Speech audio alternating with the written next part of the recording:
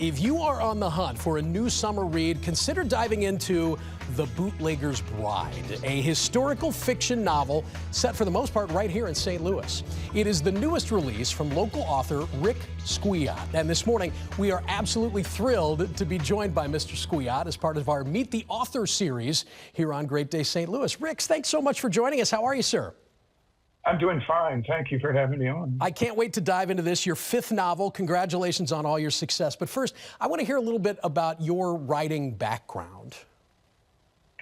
Well, I have been writing professionally, working as a writer my whole life. I started out as a newspaper reporter on the East Side, and then went into PR work, and then went back and started writing as a creative writer and freelance writer. So I've spent my whole life scribbling. We should all be so lucky, I think. Do you think being from St. Louis has helped in any way to contribute to your success as an author, as a writer? Well, it's given me some good material, particularly in this book, which is set in the near north side of St. Louis and on the east side as well. And the gangland history during Prohibition here is quite rich, and I drew on that heavily in this novel, which is set in Prohibition as well as in the Great Depression, World War II, and beyond. And it's the story of a successful bootlegger and his bride and their son, who is orphaned after the father, the bootlegger's killed in D-Day invasion. His mother commits suicide when under blackmail threat from a gangland connection to guard her son's legacy. So it's a coming-of-age story of their son, AJ, who then tries to figure things out and find his way in the world and ultimately sticks to avenge his mother's death.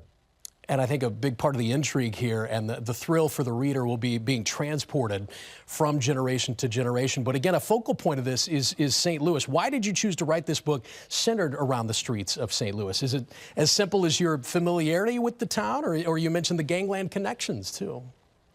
Well, I heard all these stories from my parents and grandparents as I was growing up, stories about their involvement in bootlegging on a peripheral way. My grandfather was storing whiskey in their flat. My father saw his neighbor gunned down.